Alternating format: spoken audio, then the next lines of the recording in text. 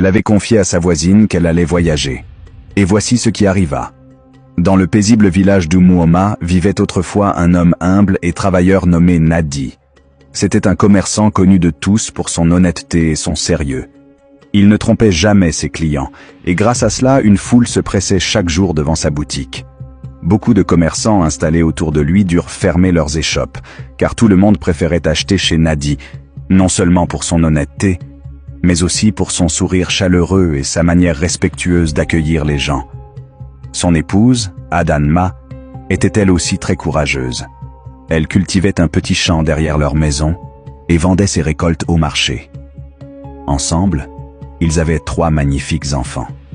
Leurs revenus étaient modestes, mais la famille vivait heureuse et satisfaite.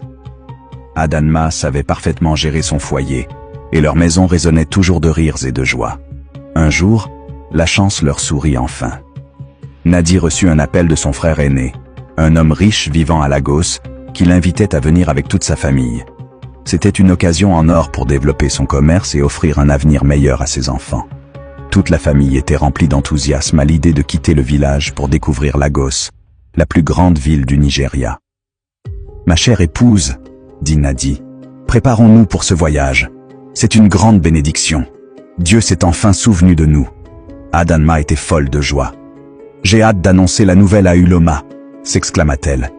Le visage de Nadi s'assombrit légèrement. Faut-il vraiment tout raconter? Tout le monde ne se réjouit pas du bonheur des autres. Adanma éclata de rire. Uloma est ma meilleure amie. Elle sera heureuse pour nous. Nadi soupira, mais ne répondit rien. Il aimait sa femme, mais il savait qu'elle faisait trop facilement confiance aux gens. Uloma et Adanma se connaissèrent depuis l'enfance. Elles avaient grandi ensemble et fréquenté la même école. Adanma était convaincue que les intentions d'Uloma étaient sincères. Pourtant, elle ignorait que son amie nourrissait une jalousie profonde. Uloma supportait mal de voir Adanma mariée, entourée de ses enfants, tandis qu'elle-même était toujours seule. En apparence, Uloma souriait toujours à Adanma, mais au fond d'elle, elle souhaitait secrètement sa chute. Cet après-midi-là, Adanma se rendit chez Uloma. Elle la trouva en train de piler des ignames devant sa maison. « Uloma, ma sœur !» lança Adanma avec enthousiasme. Uloma essuya ses mains sur son pagne et sourit. « Ah, mon ami, qu'est-ce qui t'amène avec un visage aussi rayonnant ?» Adanma s'assit près d'elle et se pencha pour lui confier la nouvelle. « Mon mari et moi partons à Lagos dans 2 jours.